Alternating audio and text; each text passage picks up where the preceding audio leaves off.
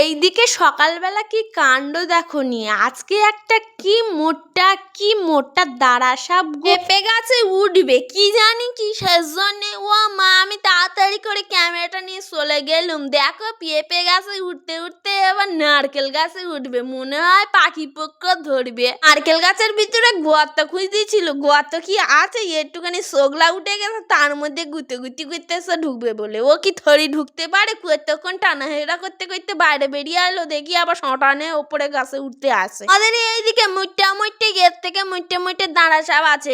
আজকে বাগাতে পেয়েছি নিহার দেখাইতে পারছি, নয়তো দেখাতে পারতুম নি। সে অনেক দূর উঠে এসছে। আমি আর এত বিরক্ত হয়ে গিয়ে আমি কামে চলে গেলাম। অল্প কিছু ঝলক দেখিয়ে দিলাম। দেখো তোমাদের এইদিকে এরকম মুটে কালো দাঁড়া সাপ আছে, কমেন্টে জানিও।